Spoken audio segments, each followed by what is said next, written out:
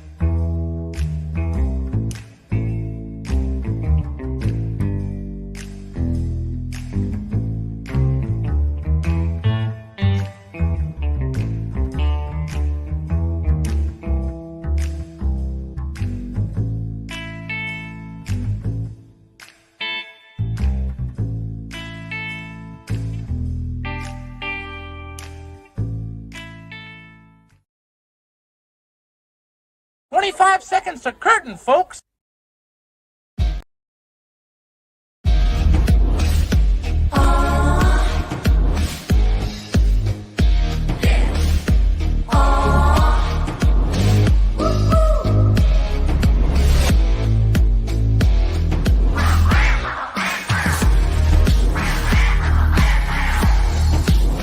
Your favorite podcast is Critical Blast. Ladies and gentlemen, Mr. Paul Monsky.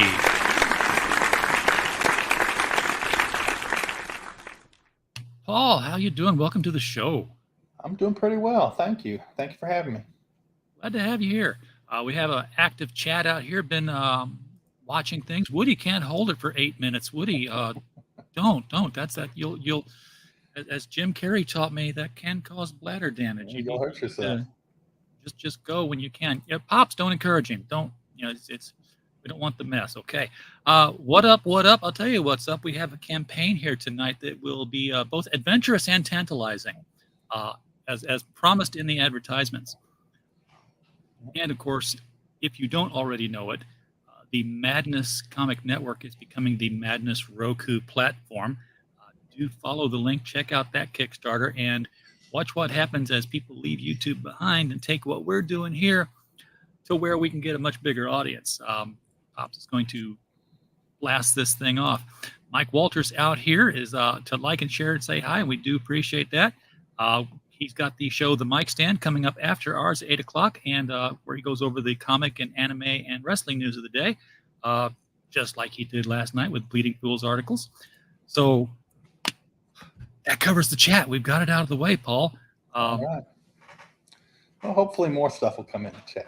Oh, more stuff will come in. It's the madness. So it'll come in and it won't make sense. That's just the way it goes. So tell me about yourself. Where do you come into comics at, and why the hell, after seeing it, would you want to make any? Oh, I've been in comics since I was 6 years old. So I came in like in the early 70s. Yep, I'm with you. I became a big fan of AC Comics, FemForce, in the mid 80s. So I've been following that company and that series, and became very friendly with a lot of the people who work for them and that company itself. Bill Black, the former publisher, creator of a lot of AC Comics stuff. And if y'all don't know AC Comics, it's the FemForce comic book, which is the longest running independent superhero comic book. It's been going since 1985. There are over 200 issues, continuously publishing. So they were the original independent comic book company, or at least the only one that's still around when the direct market started. So I became a fan of them, and got to know the publisher, got to know the artists and writers, and ran a fan website for them for a few years, a decade or so, back in the 90s, early 2000s, and got to know a lot of artists who wanted to be published, and then did some writing work for AC and FemForce and some of their other books. And then one of my artists said, well, why don't you make your own characters? So about 20 years ago, I created a bunch of characters. Alina, who is the lead character in this book, was one of them. AC's done a great job of reprinting old Jungle Girl comic books. Yes.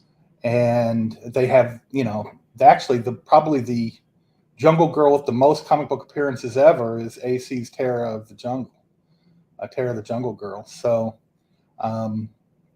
I was a fan of AC. I was a fan of Terror of the Jungle. So Jungle Girl comic book. I have my own Jungle Girl character, and I've been writing stories with her for 20 years now. And during the pandemic, I started listening to, YouTube more. Yep. and crowdfunding EVS and your boy Zach and some of those channels, and said, well, this seems like it could be fun. I've already got these stories built up. Some of them had already been drawn, and I said, well, I needed to retire from my day job and really, use this as my chance to have something to do in my retirement. And I like creating stories. I just do it for fun. And I think people are entertained. The artwork, I can guarantee, is excellent, because it's people who really know how to do good girl artwork. Are you familiar with Heroinberg? Oh yes, absolutely. Yeah. I know they're big fans of the FemForce, and they work with those guys too. So yeah, no, I mean, I talked to him through email and through Facebook group. Yeah. He's a good guy. I've got some of his comic books too. So yeah, his comic books are interesting. I like the fact that it's a multimedia joint venture where you've got episodes and then you've got comic books. Yeah. Oh yeah. No, You're right. it's Day jobs suck. yep. No, and he's a big Bill Black fan too. So that's kind of, I guess, how we connected in the first place. Is because Bill does the same thing. He makes videos with his comic book characters. I've got to check those out then, because that sounds like it'd be a lot of fun. I've seen female superhero video episodes before. They weren't tied to any comic book, and they weren't things you could watch at work. Which you probably shouldn't be watching anything on the internet at work, but these especially not. Well, these are actually they're PG-13. I mean, there's nothing he and his book Femforce has always been a PG-13 book. It's amazing what you can do with PG-13 and still be tantalizing. Exactly, and well, there's a little bit of modesty goes a long way sometimes in terms of stirring the imagination. So, and TV even in the 90s and 80s had implied nudity in prime time. So you can there's a lot of stuff you can get away with. Yeah. So let's take a look at the campaign. And folks, the link for this Indiegogo campaign is right below the video. You can click it at any time. It will open in a brand new window. You will not leave the interview. You'll still get to hear everything while you're over there throwing money at this venture and getting your own copy of Tantalizing Adventures. So tell us about who we are looking at here. In fact, before you do that, you've got a video. And I do. I couldn't download it for some reason. My YouTube video downloader decided to quit working, so I'm going to play it from here, and we'll just take a look at it here.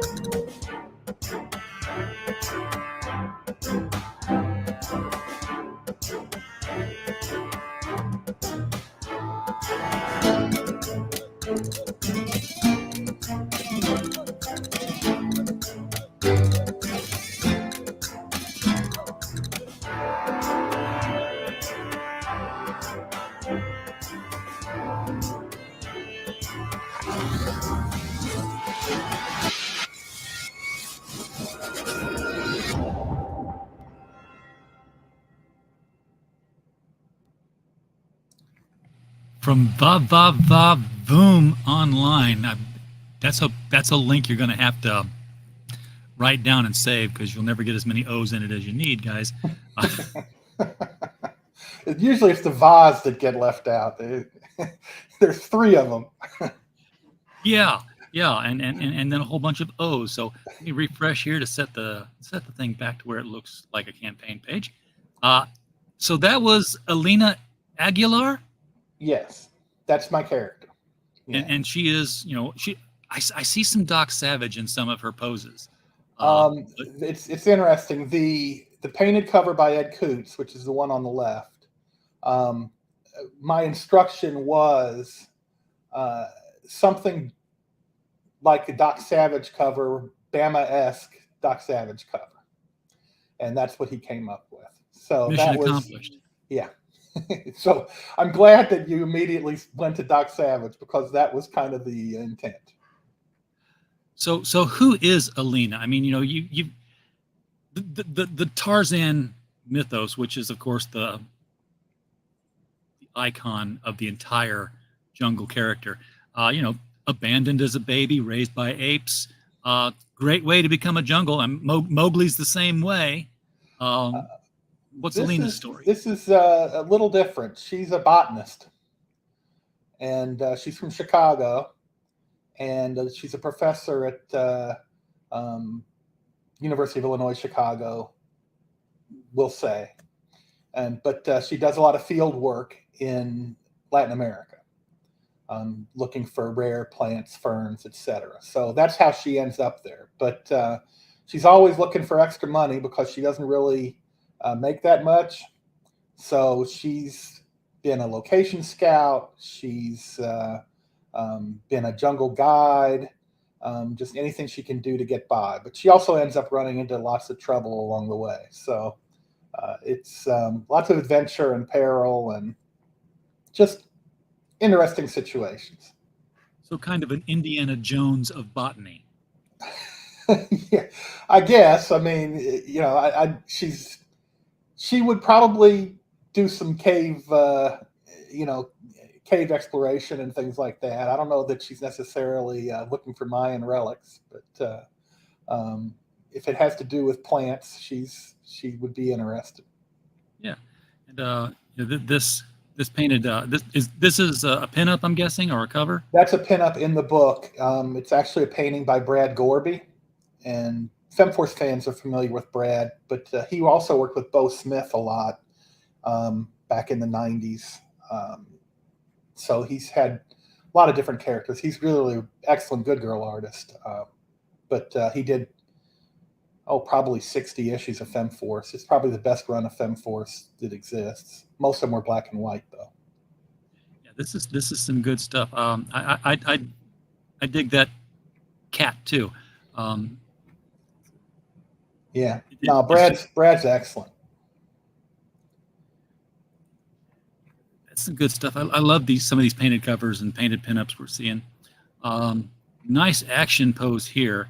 That's actually Rudy Nebres did the pencils for that.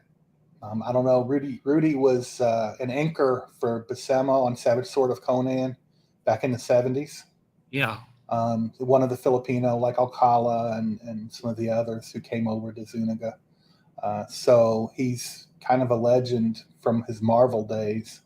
And he agreed to pencil one of the stories. So I'm pretty proud of it. But yeah, that's Rudy Nebres. Yeah, that's some dynamic stuff there. Now this is interesting because now you got a jungle girl. This is not Alina. Well, this is Alina talking to the guy down below. But no, that's the story movie Magic, and that's they're filming a Jungle Girl movie. Oh, okay.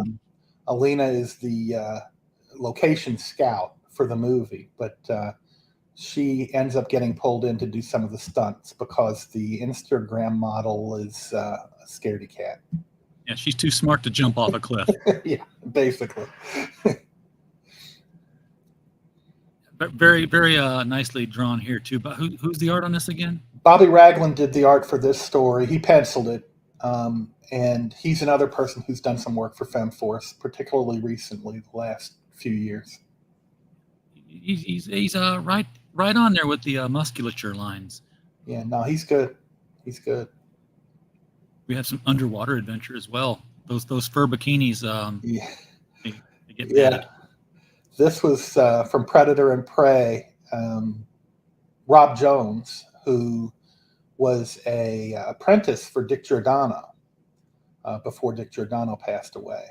I became friendly with Rob 20 years ago, and I had an artist for this who kind of flaked on me, and Rob stepped in and just did a great job on it. So yeah. I've got an original Batgirl piece by Rob. Yeah, he's a good guy. So this is like a giant lamprey in the back coming at it's an alligator.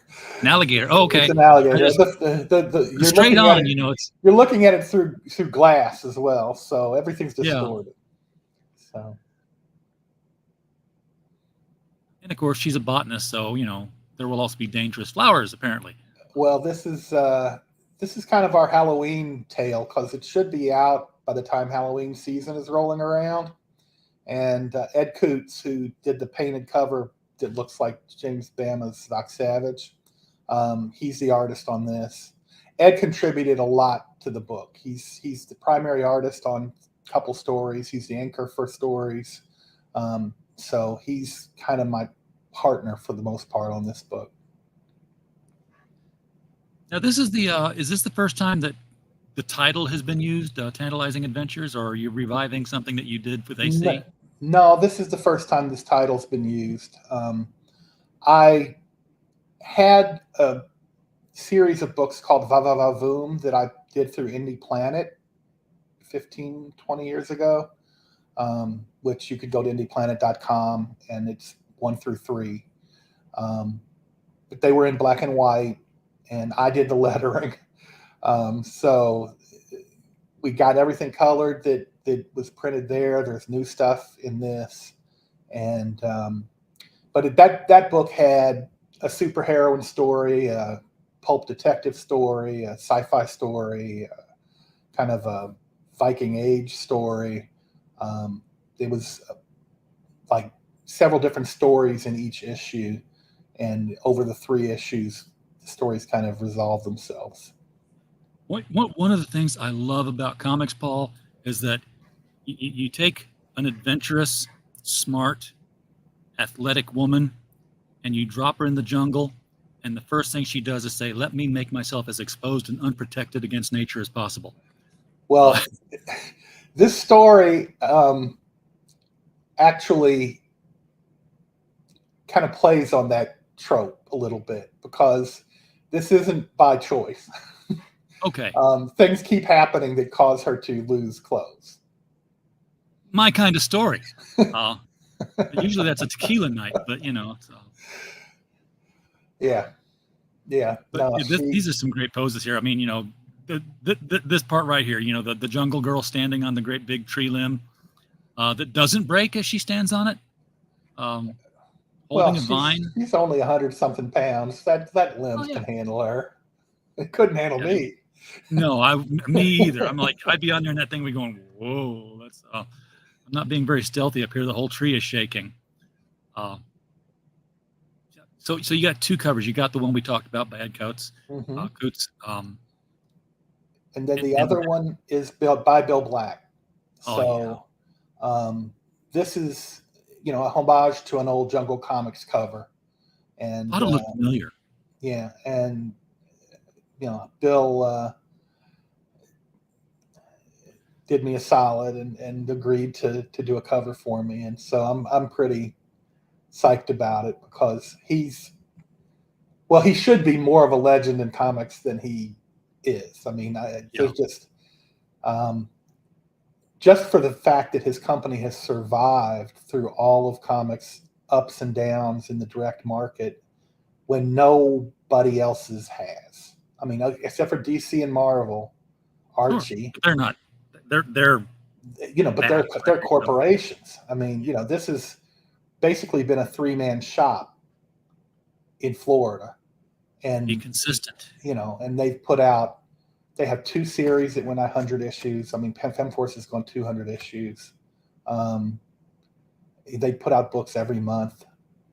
They're reprinting Golden Age stuff that people wouldn't even get to see because it's just so rare and hard to find. So, I mean, what they've done, and almost unnoticed by the industry, is amazing to me that they haven't been noticed more. But so Bill's one of my heroes in comics. So I was really glad that he would do a cover for me. I like how he drew the character to be interacting with the logo. Yeah, well, I put the logo in, so I've got the logo interacting with the character. You played with the whole, hey, let's make it go through the vines here. Yeah, I did that. Yeah. Well done. And wow, she's got legs. Yeah, and she knows how to use them. I wasn't going to go there because I'm like, I don't want to say everyone knows. But you're the guest. You do what you want. Hey, I had a ZZ Top beard at one point. I'm working on it. But I think, and Pops, I hate to disappoint you, but I think by Thursday this is going to be gone. I have an appointment with a lady with a pair of scissors, and I think I'm going to tell her, you know what, just get rid of this thing. They get very hard to maintain. Oh, I know. Plus, it didn't really grow out. It just kind of grew down. I'm like, I'm not sure that's the kind of look I was going for there. And most of it was just because I was lazy, and then it got so long. I'm like, well, let's see how far this sucker can go. And now I'm tired of it. Got to change it up every now and then. Yeah. So this is for the fans of the good Jungle Girls, the Good Girl, the pulp. I hear the term all the time, good girl art and bad girl art, and I'm like, what's the difference? So, it's all they're usually all heroes. So bad girl art wouldn't exist if there wasn't good girl art. Good girl art came before, but I don't know if back in the 1940s, some of the comic books were called headlight comics. Appropriately, yes. Because, and particularly artists like Matt Baker, Bob his Powell, Phantom Lady stuff. Yeah, Bob Powell, Bob Lubbers. Those were all considered good girl comic books. Elvgren, Vargas, they painted good girls in pinups. Yeah, so I got a giant Elvgren poster on my wall in a frame. I've actually done some personal artwork myself digitally that was based on an Elvgren painting. I think Elvgren's great.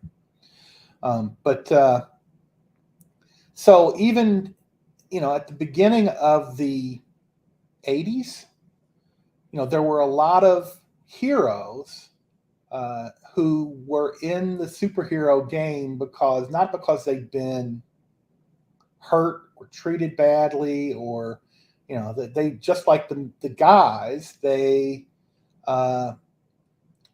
wanted to truth, justice, and the American way. They wanted to fight for what's right and put the bad stop the bad guys from doing evil things. And so when you have this kind of curvy artwork and heroines that are not damaged, that's good girl. They'd be in distress a lot, but they'd come out of it okay. Yeah, and that's kind of what good girl art comic is people who are heroines who are they're just good. They're good people. Yeah, you'd see these Matt Baker covers. And Matt Baker, an African American artist in the 40s, by the way. Absolutely. So don't ever let people tell you that that's a wall. I can see the one that I think because I saw it in Overstreet every single year, where she's just like turned and facing the cover, and she's bound up and she's just pushing everything forward. I'm like, that's the classic one. Yeah. But but all of his, he did South Sea Girl was one of the comic books that he worked on, and same kind of thing. That was a Jungle Girl essentially. So yeah, you have Matt Baker, but there were several. Nick Hardy, who developed Wonder Girl, he used to do good girl art back in the 40s. And Bob Powell, Bob Lubbers. So there are a lot of good girl artists. There are good girl artists. Nina Albright was a good girl artist. That's a woman back in the 1940s. She worked on Miss Victory, who's one of the first superheroines that was ever published. Then there's other women who worked in the 40s. There's other African Americans who worked in the 40s. It's trying to think. It's not Miss new. Fury. Miss Fury, yes. Renee, Miss Fury. Lily Renee. Also a female artist working. Also a female artist, yes. And so, this isn't new. Good girl art's been around for a long, long time. Now, what made Bad Girls different is they tended to have some damage, or they were spawns of Satan, or they had some terrible backstory that they were really hurt, So they were more vengeful and this is where you got a lot of the Coffin comics stuff, the Lady Death, the Chastity. Lady Death, exactly. So that would be a Bad Girl comic. But and of course, Catwoman, yeah. The artwork is not that much different, but it's more. They're Bad Girls more because of the character motivation, I guess. Yeah, that would be the only. That's really the difference I would see, is character motivation. So we've seen a lot of the interior artwork here by the different artists. You said it's 4 stories. It's 5 stories. 5 stories. Five That's even bigger. stories. Yeah, The Objective by Rudy Nebres, and Movie Magic, which has Bobby Ragland, Monsters, which Ed Coots drew, Predator and Prey that Rob Jones drew, and Destination Danger, which Ed Coots drew. Okay. That makes for sounds like a pretty thick issue. What's the page count on 80 pages of stories and over a half dozen pinups, plus some a page or two of commentary. All right. And this is available, and I didn't see a whole bunch of tiers go by here, which I like. I like not getting too complicated in the. It's my very first crowdfunder, and I didn't want to overcomplicate things on my end or for anybody else. So it makes your fulfillment guy very happy. Yeah, we have a tier for both covers, and I discounted it because I just don't see I can't see making people pay twice the amount for the same book twice. So it's a good deal. $40 is usually what you would pay for one 80-page comic on crowdfunding. Well, this is you get both covers for $40. Then each individual, if you wanted them, are $25. So that's for a 92-page book total. Yeah, and great deal. And then if you want, Ed Coots will draw on the inside of the back cover. He'll put a pencil sketch in there, and that book with sketch is $75. And then if you want it inked, it's $100. Very nice. So you'd have your original art, and it would be right there in the book. You would have original art right in the book, exactly. Is this something where people can say, "Hey, this is what I'd like," or is it just it's going to be the character? It'll be the character. Basically, it's set up so that it's a half figure drawing of the character. Sure, there's some samples here of how it would be. But if they it depends on how many backers that tier gets. If it's something where it's doable, they could certainly, email me and I can talk to Ed and he can give them what they want, as long as it's that character. Yeah, of course. So are all of these stories complete? And I don't mean are they finished written, but do they have an end when you get to the last panel? They all have an end at the last panel, but it's open to continue further at the end of the book. Okay. So, but each story's an individual story. They loosely tie together. Some of them are more to give you an idea of her, her attitude, her motivations, those kinds of things. But yes, they're all standalone stories that have an end. But the very last story, there are some unresolved issues that you could then go and have more stories based on that. Okay. Because I knew that, I was thinking of Action Comics Weekly when they did that. That was several stories in that, but each one of them was a little bit of action, cliffhanger, come back next week, more action, cliffhanger, come back next week. Yeah, this is action and action and action and the last story is action that calls back to a previous story. So action and satisfaction. Yes, I like cliffhangers. I'm all for cliffhangers. Yeah, but with crowdfunding, you want you got to give people some sense of, oh, that was a good book at the end, instead of, oh, I got to go buy another book to find out what happens. Yeah, especially if it might take another year. Exactly. To get to it. Things happen, and like I said, they might be called back later on in another story, but the individual stories have an ending.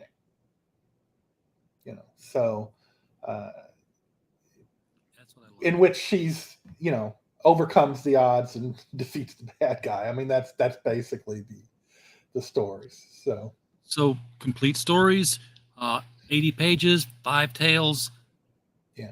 What more do you need to know, people? I mean, get in here and get your copy of this one. I think it's a really fun book. I enjoyed writing it. And I love the character.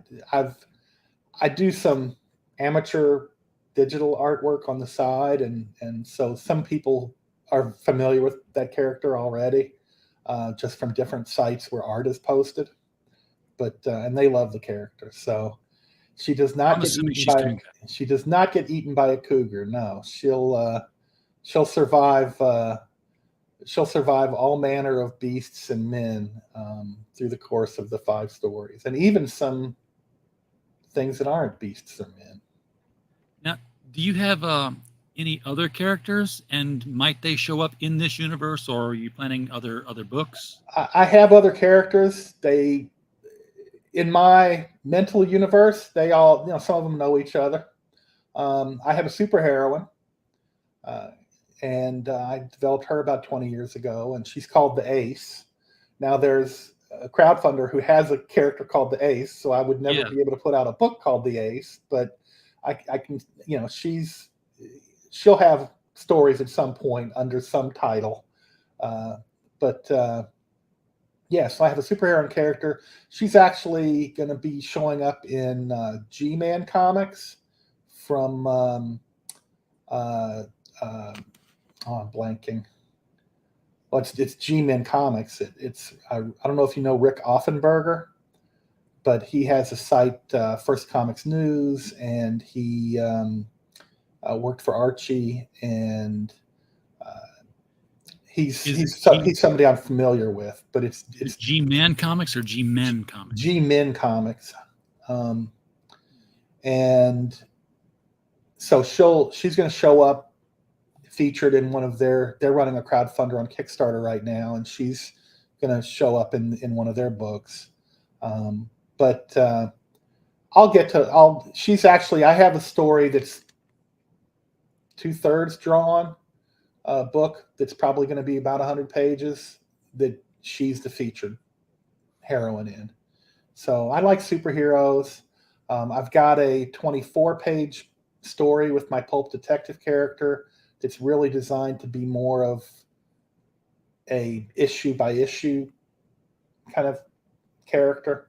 So I have one issue of 24 pages with her, and I could put that out, but I'm kind of wanting to get more done on that book before I start working more with her.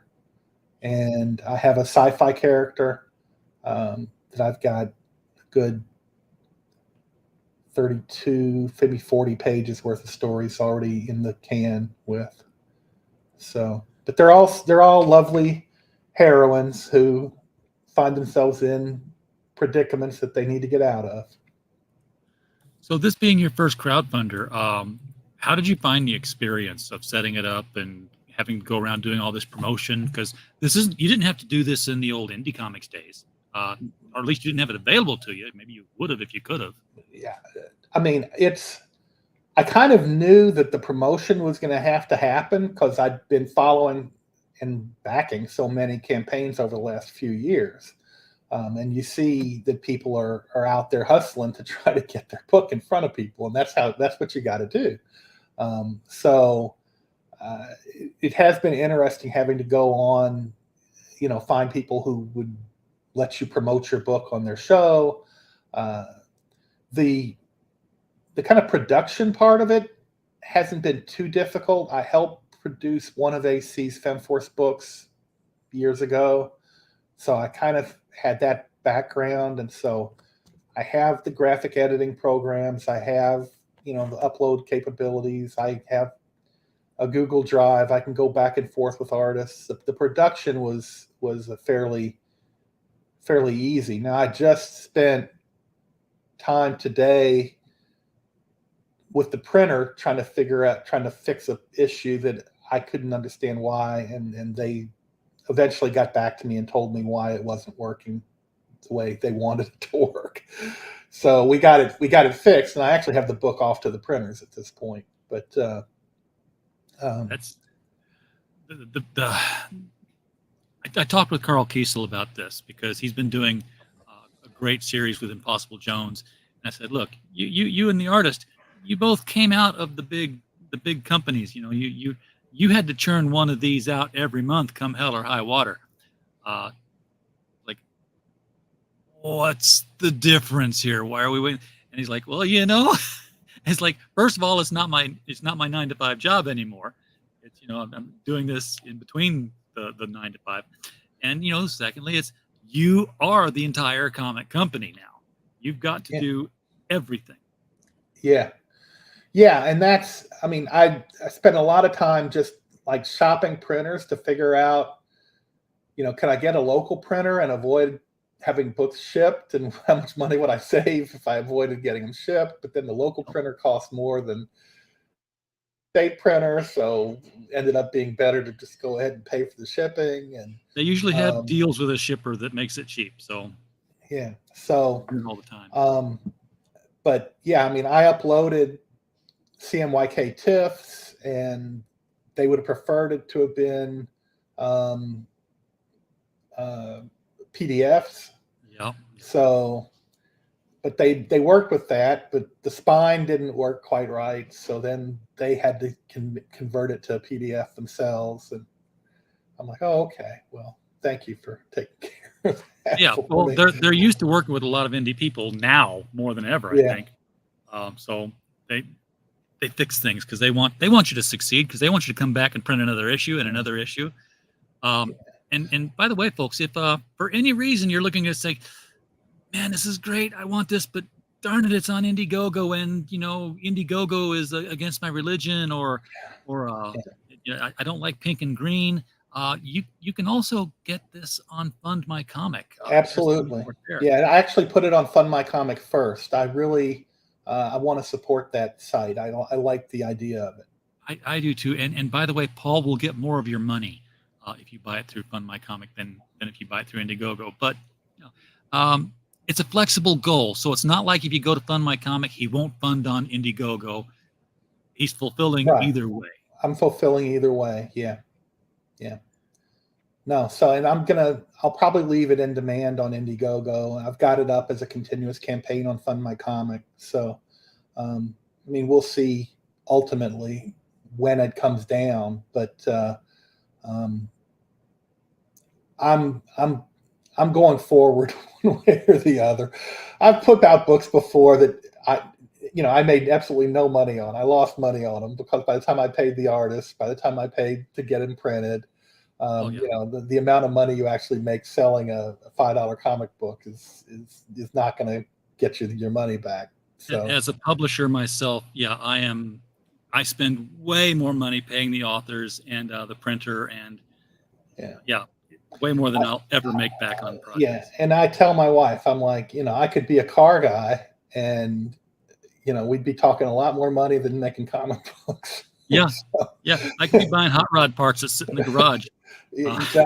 Exactly. So, Woody says there's no such thing as cyan nor magenta. I've seen those colors. I know they exist. They're out there.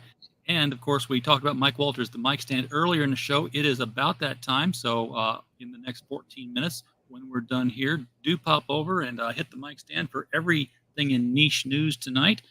And you know, give it a like and a subscribe. You'll grow to like Mike's content there. He's been plugging away at that show every night, Monday through Friday and Sunday for years now. So it's time for that show to break out and get some growth, for which we need you. So. Sounds good. Paul, is there anything about this that I didn't touch on that you've been just dying to talk about? Well, you know, we talked a little bit about Good Girl art. That's something Heroinberg had said maybe I should explain. So I'm glad we got to talk about that. You know, just the artwork is worth the price of the book. I mean, even if my stories are horrible, I've seen the artwork. It's really, it's top notch, all up and down. And even, some of the guys who are doing pinups are, these are industry professionals who are kind of known for how well they draw the female form. So, I think, like I said, if it's not just that it's Jungle Girls, this is a throwback to old-fashioned comic book storytelling. There's not any sitting around talking about stuff. Not having coffee in the jungle. There is one scene where she has coffee in the jungle. It leads to a big problem for her. So, I mean, and I think it's like 3 panels before it turns around and goes bad. It's Well, she's in South America. It's a coffee plantation. Maybe she's got to sample the product. Well, we'll buy the book and you'll find out. Yes. Yeah, that's the one problem I have is how much to give away about what each story is about. Yeah, I hear you. It was hard even, well, I'm picking sample pages and I'm like, I don't know, it's just going to give away too much. I can't use that page, so part of, it's how much to give away and leave people still like interested in seeing it. I don't want to be like a movie trailer where all the best scenes are in the trailer and you don't really have to go see the movie. Yeah, we got a mini movie right there. Everything else is just expanding on it. So yeah. So get the book, people. And I'm gonna refresh it one more time. Let me scroll to the top. Need to get a drum roll sound effect going here, but let's give this a reload and see. Did anybody get in here and help us out tonight? No. Oh, I'm so sorry. Well, maybe on viewing later, people will. We do get a lot of after views. The people come in, don't do it live. They come in and watch it at their own speed. They skip around stuff. And if you've got to this point, folks, coming in later, again, the link is right below the video. Just click there. And $25 for an 80-page book, $40 for both covers, and a little bit extra to get some original artwork in the back. Not a bad deal. And, not a whole lot of confusion about how to build your package. Very straightforward. I like that. Yeah. All right. Well, with that, Paul, thank you so much for reaching out to us and coming on the show. Well, thank you. It's been a pleasure talking with you about your characters and, the history of Good Girl art and AC Comics and FemForce and all that fun stuff that takes me back to when I was just a wee lad. Yeah, it's a long time ago, unfortunately. Yeah, I know. I mean, I talk about being in since 6 years old. I was reading them at 4 years old. I was reading in kindergarten and nobody knew it. No one knew I could read, and I didn't tell anybody because I just assumed everybody could. So I got found out in first grade, and it was not fun after that because they expected more out of me. Well, comic books, I mean, that's how I think a lot of kids learned to read back when I was a kid. It's just, I think Flash was battling Captain Cold in the first comic book I ever picked up. And then some of those Mike Sikowski Wonder Womans, where she was in the all-white jumpsuit. Oh, I remember those, yes. I remember those. And then, of course, when the Linda Carter TV series came on, it was all over for me. At that point, I was very into superheroines. My first was a Superman comic. I want to say 218 or 232. But I remember he was grabbing onto the U and his logo and crushing it in his hand as he was being stretched through the earth. Protectors of Earth Incorporated. Oh, wow. Yeah, awesome. Classic cover. Yep. Anyway, folks in the chat, thank you so much for being here tonight. We do appreciate you being here. We don't have a show if you don't show up. So, we need you. And we're grateful that you showed up and did that. Please, I'm going to say like and subscribe and share. I don't care if you like or subscribe. That's not for me, but do share. Share the video so that your friends can see what Paul's doing and decide for themselves that they would like to throw some money at this. It's all about the guests, all about the comics, and all about you guys. So we're glad you were here again. And while you were here, as always, I just hope you had a blast. Absolutely.